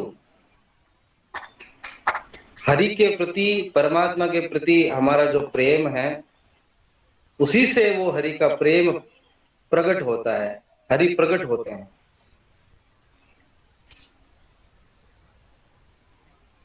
किसी भी विषय का चिंतन जब हम करते हैं तो विषय तो होते ही हैं जीवन में, वो समाप्त थोड़े ना हो जाते हैं। जीवन में हर चीज उपलब्ध होती है, वो बस हमारे हमारे पास प्राप्त नहीं है। हमारा जो मन का जो एक भाव होता है, सुख का जो एक भाव होता है, उस भाव को छूने मात्र की जो अनुमति होती है वो हमें प्राप्त नहीं हुई भी होती है।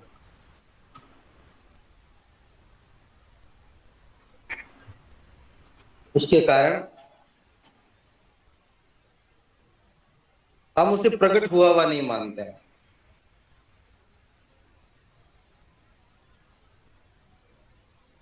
इसलिए हरि व्यापक सर्वत्र समाना, प्रेम ते प्रकट होई में माना। परमात्मा जो है प्रेम से प्रकट होते हैं, और प्रकट हो गए तो विज्ञान भी पूर्ण हो गया। इसी को विज्ञान कहते हैं। तो भगवान ने यहाँ पर अपने अपने अपनी पृथ्वी, अपनी प्रकृति का जो किस प्रकार ये पृथ्वी बनी है, प्रकृति बनी है, उनका अलग अलग भाग किया, अपने को स्वयं को प्रकट कर रहे हैं। यो यो याम याम तनुम भक्तः श्रद्धयार्चितुमिच्छति तस्य तस्याचलां श्रद्धां तामेव विदधाम्यहम्। जो सकाम भक्त जिस जिस देवता के स्वरूप को श्रद्धा से पूजना चाहता है, उस भक्त की श्रद्धा को मैं उसी देवता के प्रति स्थिर करता हूँ। एक बार जिस मार्ग में हमारी बुद्धि प्रवृत्त हो गई, आजीवन हम उसी बुद्धि को सिंचित करेंगे, ये मान के चलिए। कोई गुरु कृपा हो जाए, भगवत कृपा हो जाए, उसके माध्यम से अगर हम जीवन के किसी एक पड़ाव में हमें अगर भगवत रस मिल जाए तो ये कोई बात अलग है। जैसे भगवान ने अजामिल पर कृपा की, ऐसी कृपा प्राप्त होना, जैसे बताया भगवान ने मनुष्याणाम सहस्रेषु, तो उसी प्रकार के बात है। बहुत काफी लोगों में एक कोई ऐसा व्यक्ति मिलता है जिस पर भगवत कृपा बरसती है। और विवेक चूड़ामणि का तीसरा ही श्लोक है जिसमें भगवान ने, वेद शंकराचार्य जी ने बताया है कि जीवन में तीन चीजें अत्यंत दुर्लभ है, तीन बातें अत्यंत दुर्लभ है एक जीव के रूप में। मनुष्यत्वम, मुमुक्षत्वम, महापुरुष संश्रय। सबसे पहले तो ये मानव देह प्राप्त करना भी अत्यंत दुर्लभ है। ये प्राप्त कर ली भी जाए तो मुमुक्षत्वम, यानी कि सब कुछ छोड़ छाड़ के मोक्ष की कामना करना, उसकी इच्छा रखना, यह अत्यंत दुर्लभ है। और ये मुमुक्षुत्व जो है, यह प्रगाढ़ कब होता है? जब हमारे ऊपर महापुरुषों की कृपा होती है, महापुरुष संश्रया। इसलिए हमारे स्वामी जी एक बात हमेशा कहते हैं कि जब भी समय मिले महापुरुषों को पढ़िए, शंकराचार्य जी को पढ़िए, विवेकानंद जी को पढ़िए, स्वामी रामकृष्ण परमहंस को पढ़िए, अनेकानेक जो हमारे लोग जो महापुरुष हुए हैं उनको, उनका अध्ययन करिए। क्योंकि उनका अध्ययन करने से हमारे जीवन में आमूलचूल परिवर्तन करने की प्रवृत्ति हमें जागृत होती है। और यह भी एक स्वाध्याय का हिस्सा है, हमें करना चाहिए, श्रद्धा पूर्वक करना चाहिए। अब प्रश्न उठता है कि श्रद्धा क्या है? श्रद्धा में बहुत बड़ा विज्ञान नहीं है। श्रद्धा बहुत सूक्ष्म है, बहुत सरल है, और बिना श्रद्धा के हम भक्ति अथवा कोई भी ज्ञान विज्ञान हम प्राप्त कर भी नहीं सकते। क्योंकि श्रद्धा तो समर्पण का नाम है। शास्त्रेषु गुरुवाक्येषु सत्यबुद्ध्यवधारणम। शास्त्रों के वचनों में, गुरु के वचनों में सत्य का भाव रखना, यही श्रद्धा है।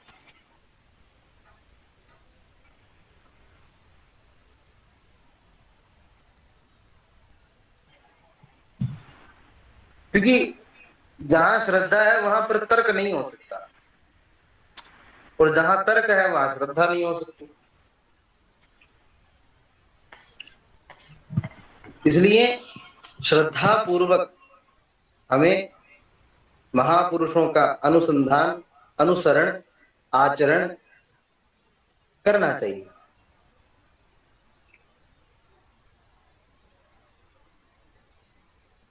और जब हम आगे बढ़ते जाते हैं, उस क्रम में आगे बढ़ते जाते हैं, तब परमात्मा हमारी बुद्धि को स्थिर कर देता है।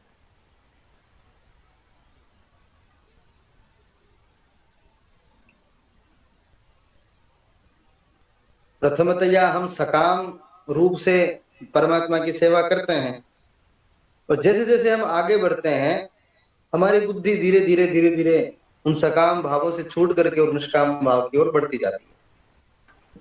परंतु कहीं ना कहीं से तो शुरुआत करनी हो, कोई गलती नहीं है, कोई दिक्कत नहीं है, सकाम भाव से करिए।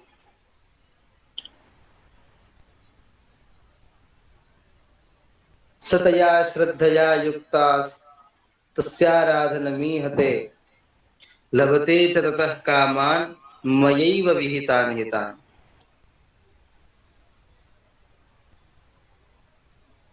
वह पुरुष उस श्रद्धा से युक्त होकर उस देवता का पूजन, सतया श्रद्धया युक्ता, श्रद्धा से युक्त होकर तस्याराधनमीहते, उस देवता की आराधना करता है।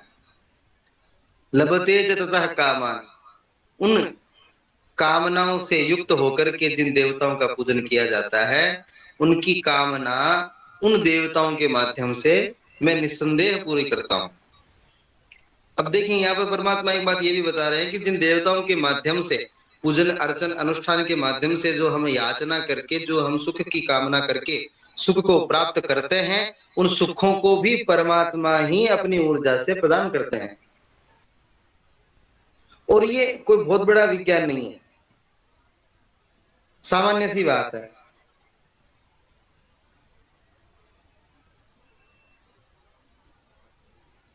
बल्ब में जलने वाली बिजली और पंखे से हवा देने वाली बिजली, दोनों का प्रारूप एक ही है, खाली बटन अलग अलग है। पंखा जिसमें बिजली है उसका वही रूप है, बल्ब जिस बिजली से चलता है वह भी वही बिजली है, प्रारूप अलग अलग है।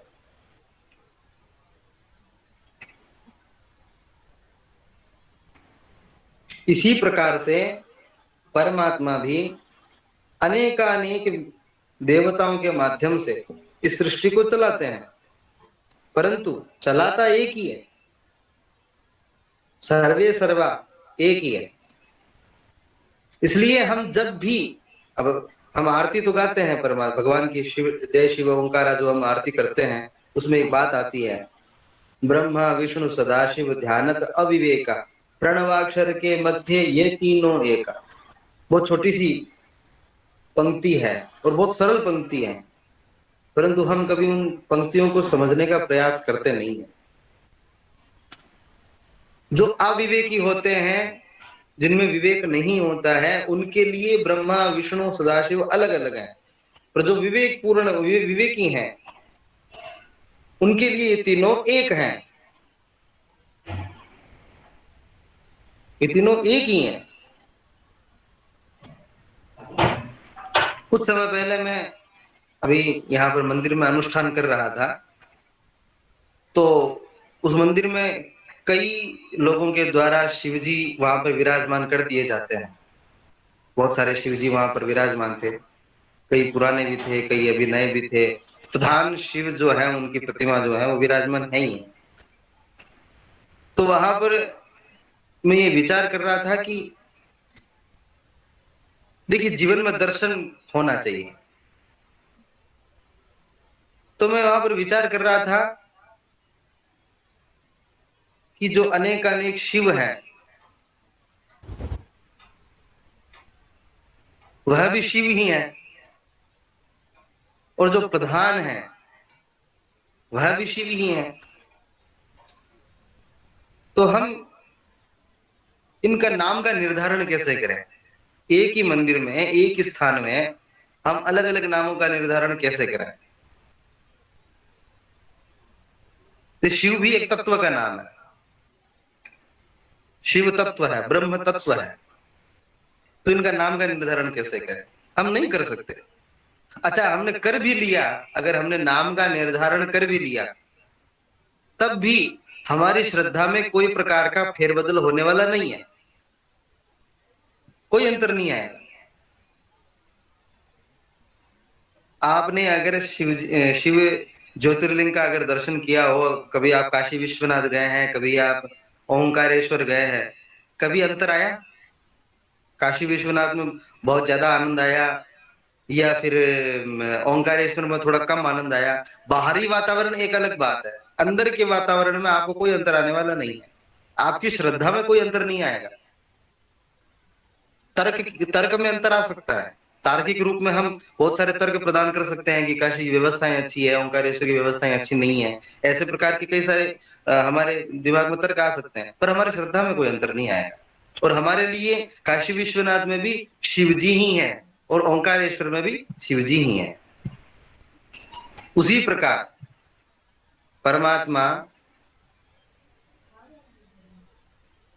हर जगह एक रूप में विद्यमान है, वो शिव हर एक पदार्थ में विद्यमान है।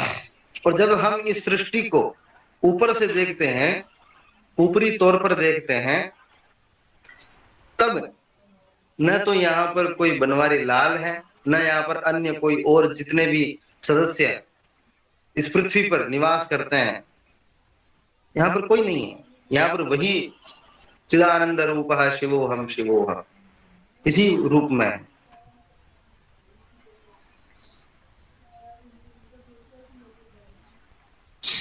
इसलिए परमात्मा ये कहते हैं, यहाँ पर उद्घोष करते हैं कि ये सारी सृष्टि जो बनी है, इसमें जो भी व्यक्ति कार्य करता है, कार्य करवाता है, सब कुछ मैं ही हूं। अहम भोजनम, अहम भोक्ता, सब कुछ मैं ही हूं। भोजन भी मैं ही हूं, भोक्ता भी मैं ही हूं, पुण्य भी मैं ही हूं, पाप भी मैं ही हूं। और मैं ये होने के बावजूद भी मैं कुछ भी नहीं।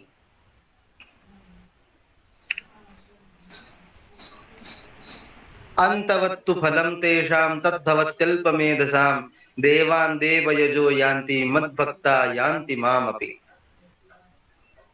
परंतु यह बातें जो थोड़ी गूढ़ हैं, जो विवेकपूर्ण हैं, जो श्रद्धा पूर्ण है, ये बातें बहुत सारे लोगों को समझ में आती नहीं है, क्योंकि हम अनेकानेक विषयों का चिंतन निरंतर करते रहते हैं। स्वामी रामसुखदास जी का एक उद्घोष है, पूरे जीवन भर हम विषयों के चिंतन में भटक लें, पूरे जीवन भर हम विषयों का चिंतन करें, पूरे जीवन भर हम अनेकानेक सुखों की प्राप्ति के लिए प्रयत्न करें, यत्न करें, परंतु अंत तो गत्वा शांति की प्राप्ति के लिए इसी मार्ग पर आना पड़ेगा, ये निश्चित है। अध्यात्म की आवश्यकता और अध्यात्म की महत्वपूर्णता आज सारा विश्व जानता है। हम कुछ भी कर लें, पर हमारे जीवन में अध्यात्म की जरूरत होती ही है, क्योंकि एक अध्यात्म ही है जो हमें पकड़े रहता है, हमें संभाले रहता है। कोई जरूरी नहीं है कि हम देवताओं की पूजा के माध्यम से आध्यात्मिक होकर के रहें, कोई आवश्यकता नहीं है। सबके एक अलग अलग मार्ग हैं, उसके माध्यम से कर सकते हैं, परंतु एक बात निश्चित है कि संपूर्ण जगत में उसकी सत्ता का भान हमें होना जरूरी है, सत्ता की स्वीकार्यता का भाव होना जरूरी है। तो मूढ़मती कौन है, मूर्ख कौन है? जो संचित तो करते हैं पर विसर्जन नहीं करते, चाहे वो पुण्य का हो चाहे वो स्वाध्याय का हो, चाहे वो धन का हो, चाहे वो अनेकानेक सुखों के उपयोग के लिए आने वाली सामग्रियां हो, कुछ भी हो सकता है। परंतु केवल संचित करना, कब तक सिंचित करेंगे? सिंचित करते करते करते करते हमारी बुद्धि मूढ़मती हो जाती है, और मूढ़मतियों को यह समझ में आता नहीं है।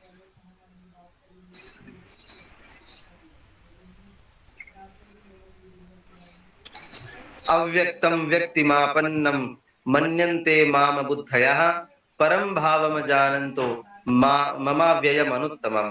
बुद्धिहीन पुरुष मेरे अनुत्तम अविनाशी परम भाव को न जानते हुए मन इंद्रियों से परे मुझ सच्चिदानंद घन परमात्मा को मनुष्य की भांति जन्म कर व्यक्ति भाव को प्राप्त हुआ मानते हैं।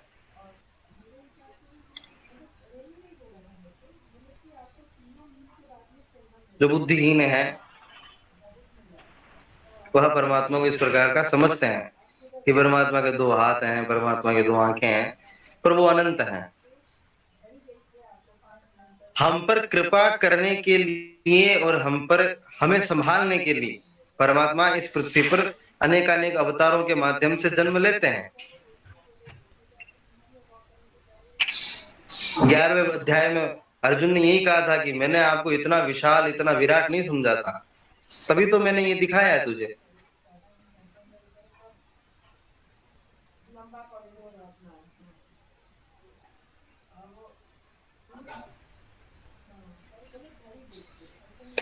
परमात्मा गीता के चतुर्थ अध्याय में कहते हैं, बहूनि में व्यतीतानि जन्मानि तव चार्जुन। तेरे मेरे बहुत सारे जन्म हुए हैं, तू नहीं जानता है, पर मुझे सब पता है।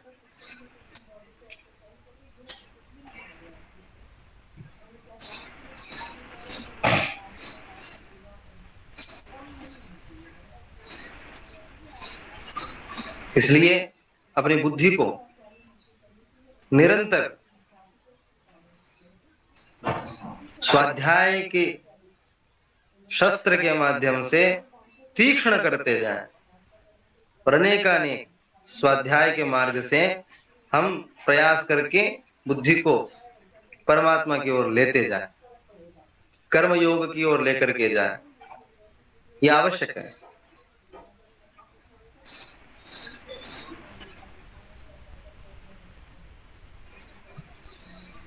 नाहं प्रकाशः सर्वस्य योग माया समावृतः मूढ़ो यम नाभिजानाति लोको मामजमव्ययम्। अपनी योग माया से, भगवान ने अपनी एक योग माया का आवरण करके रखा है सबकी बुद्धि में। अब योग माया का आवरण हटे, उसके लिए ही गीता की सार्थकता है। सबके प्रत्यक्ष नहीं होता हूं, इसलिए यह अज्ञानी जन समुदाय मुझ जन्म रहित अविनाशी परमेश्वर को नहीं जानता।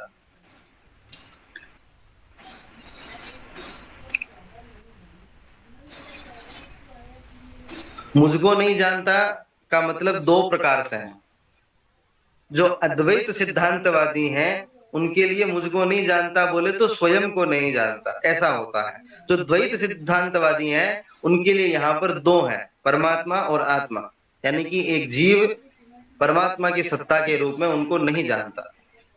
परंतु यहाँ पर शंकराचार्य जी अद्वैत सिद्धांतवादी हैं, तो अद्वैत के रूप में अगर देखा जाए तो यहाँ पर एक बात और है कि हम स्वयं को ही नहीं जानते। जिस दिन हम स्वयं को जान लेंगे उस दिन हम परमात्मा को भी जान लेंगे।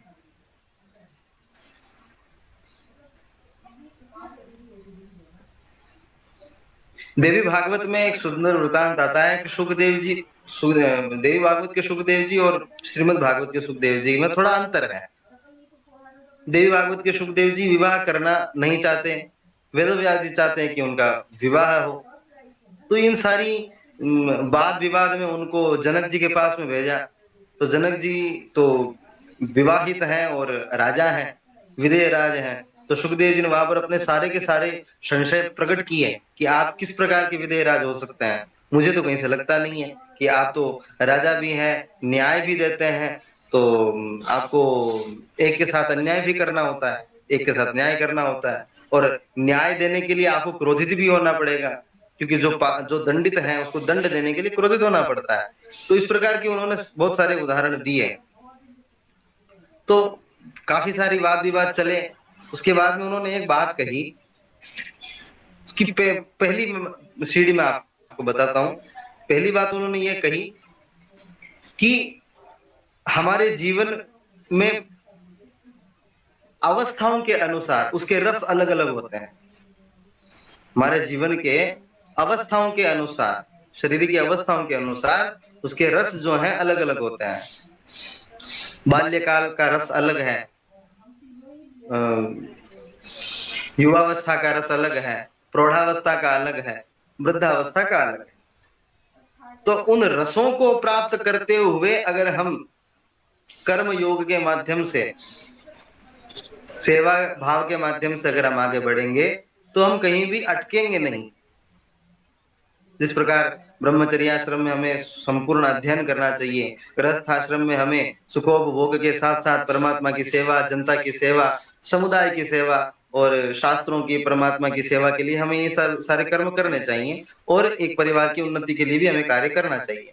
वानप्रस्थाश्रम में हमें परमात्मा की सेवा जो है शास्त्रों के अध्ययन के माध्यम से, और संन्यास आश्रम के अंदर हम जो अनेक सेवाएं जो हैं वो जन समुदाय के बीच में रह करके हम कर सकते हैं। इस प्रकार की ये सारी व्यवस्थाएं उन्होंने बता रहे थे, परंतु सुखदेव जी को ये बातें पच नहीं रही थी। अंत में उन्होंने एक बात कही कि अगर सन्यास हम धारण भी कर लें, दंडी स्वामी बन भी जाएं, वन में भी चले जाएं, तब भी हाथ में एक कमंडलू रहेगा, तो उस कमंडलू के गुम हो जाने की चिंता भी तो हमें रहेगी। अगर हमारे हाथ में दंड है तो उस दंड के गुम हो जाने की भी चिंता हमें रहेगी। वहां भी भूख प्यास की चिंता तो रहेगी ही। तो फिर वो चिंता अगर हम सामान्य जीवन में रह करके करें तो क्या दिक्कत है। इसलिए गीता हमेशा, पूरी गीता में एक ही बात आती है, अपने कर्म को संन्यास पूर्वक करें, अपने कर्म को निष्काम भावना के पूर्वक करें। तो हमारी जो बुद्धि है उन कर्म, उन संन्यास भाव के माध्यम से हमारी बुद्धि स्वाध्याय युक्त हो जाएगी, विवेक पूर्ण हो जाएगी, और विवेक के माध्यम से ही हम परमात्मा को समझ सकते हैं। आत्म और अनात्म का विवेचन करना ये अविवेकी पुरुष नहीं कर सकता, उसके लिए विवेक की जरूरत होती है। वेदाहम समतीतानि वर्तमानानि चार्जुन भविष्याणि च भूतानि माम तु वेद न कश्चन। हे अर्जुन, पूर्व में व्यतीत हुए और वर्तमान में स्थित तथा आगे होने वाले सब भूतों को मैं जानता हूं, सब कुछ मुझे जानकारी में है, परंतु मुझको कोई भी श्रद्धा भक्ति रहित पुरुष नहीं जानता। जब यहाँ पर ब्रह्मा जी भी कहते हैं नहीं थी, बस इससे आगे मुझे नहीं पता, तो फिर एक सामान्य पुरुष जान जाए, ये तो कपोल कल्पना है, हम नहीं जान सकते हैं। परंतु हम इतना जरूर जानते हैं कि हम जो भी कर्म कर रहे हैं उसका एक दृष्टा है। हम जो भी कर्म कर रहे हैं उसको कहीं ना कहीं समर्पित करना है, और वो समर्पण को स्वीकार करने वाला एक ही है। हम बस भक्ति पूर्वक करते जाए। पूर्व में बहुत सारे संत हुए हैं जो अनेकानेक सालों तक नाम जप करते थे, राम राम राम राम, राधे राधे राधे राधे, तो उनके रोम रोम से ही जब नाम की गूंज होती थी। तो कर्म करें तो उस प्रकार का हो। अब तो वैसे संत है कि नहीं है कि मालूम नहीं है, पर पूर्व काल में इस प्रकार के बहुत सारे संत थे।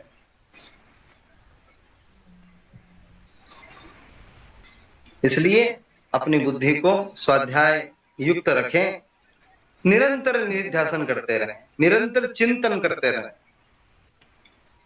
भगवान के सामने जब भी हम बैठ करके उनका पूजन करें, स्मरण करें, चिंतन करें, तब हमारी बुद्धि जो है, जो हमने यहाँ पर अध्ययन किया है, उन अध्ययन के शब्दों का गूंजन हमारे कानों में, हमारे हृदय में चलता रहे। इच्छा द्वेष समुत्थेन द्वंद्व मोहेन भारत सर्वभूतानि सम्मोहम सर्गे यान्ति परन्तप।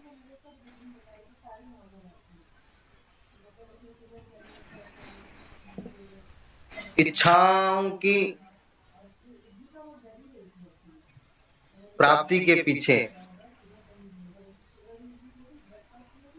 द्वंद्व मोह के अत्यंत मोहित होकर, इनसे प्रभावित होकर के हम जब जीवन के अनेक चरणों को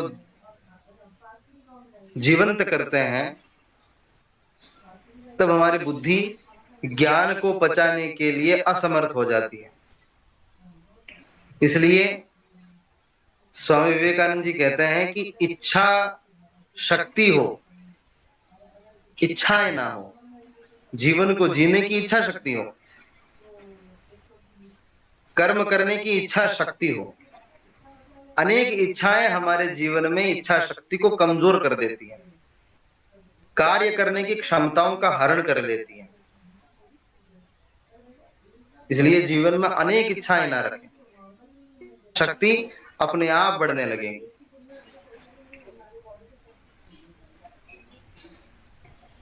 हम इच्छाओं को प्रकट करें, इच्छाएं रखें, परंतु न प्राप्त हो तो हम उद्विग्न हो जाते हैं। यही अवस्था गड़बड़ है, ये अवस्था हमें नुकसान पहुंचाती है। इसलिए इच्छाओं को जितना हो सके उनका निर्मूलन करना चाहिए।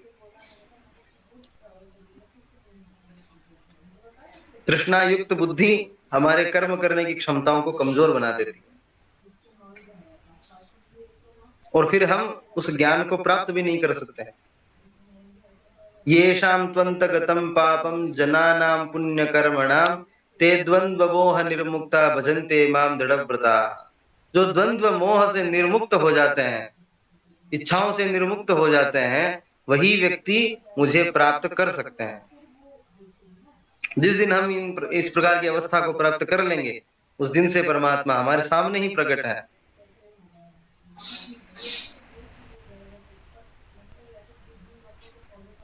बहुत ज्यादा मथने की ओर की आवश्यकता पड़ती नहीं है, बस हमें अपने आप को समझना है। आत्म साक्षात्कार, जिस दिन हम अपने आप को समझ जाएंगे, उस दिन परमात्मा अपने आप प्रकट हो जाएंगे। जब तक प्रकट ना होते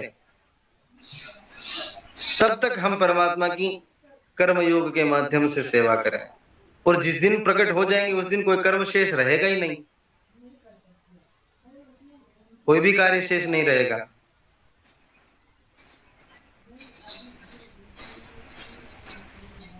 इसलिए अनुसंधान करते जाएं।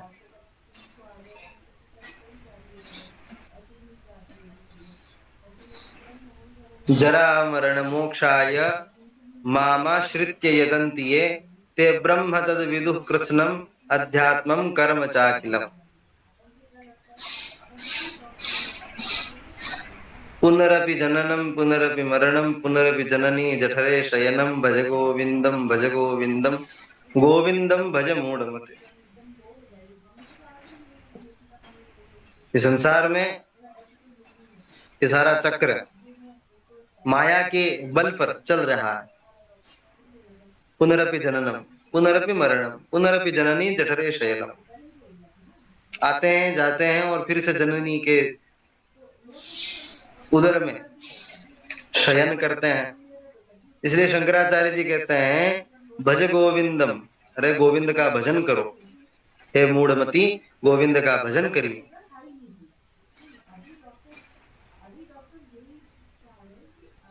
तो यही उद्घोष परमात्मा इस श्लोक के माध्यम से कर रहे हैं।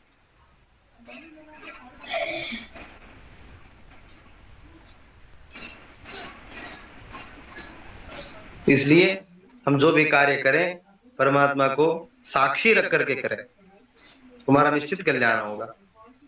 जरा मरण मोक्षाय मामाश्रित्य यतन्ति ये ते ब्रह्म तद विदुः कृत्स्नम् अध्यात्मं कर्म चाखिलम् साधिभूतादिदैवं मां साधियज्ञं च ये विदुः प्रयाण काले च मां ते विदुर्युक्तचेतसः। जो पुरुष अधिभूत और अधिदैव सहित तथा अधियज्ञ सहित मुझे अंत काल में भी जानते हैं, वे युक्त चित्त वाले पुरुष मुझे जानते हैं अर्थात प्राप्त हो जाते हैं। अब ये अधिभूत, अधिदैव और अधियज्ञ क्या है, इसकी चर्चा जो है हम अष्टम अध्याय में करेंगे। अभी उन्होंने खाली यहाँ पर एक संकेत है, इनके बारे में विस्तृत चर्चा जो है वो 8वें अध्याय में। तो ज्ञान विज्ञान के योग के माध्यम से हम विवेक पूर्ण तरीके से अपने शरीर के अनेक भागों को जाने, प्रकृति की अनेक विधाओं को पहचाने, किस प्रकार से प्रकृति का निर्माण हुआ है और इस प्रकृति में हमारा अंश क्या है, हमारी महत्वपूर्णता क्या है, हम कहाँ पर बैठते हैं, उन सबको पहचान करके, और जब अंत काल में जब ऐसा लगे कि हमारी कोई सत्ता एक शरीर के रूप में कुछ है नहीं, हमारी सत्ता जो है वो जीव के रूप में है, चेतन के रूप में है, इसलिए परम चेतन को प्राप्त करने के लिए जो यत्न किया जाए उस यत्न को हमें निरंतर करते जाना चाहिए। यही ज्ञान विज्ञान योग है। सभी को जय श्री कृष्ण, जय श्री राम। आपका कोई प्रश्न हो तो आप पूछ सकते हैं।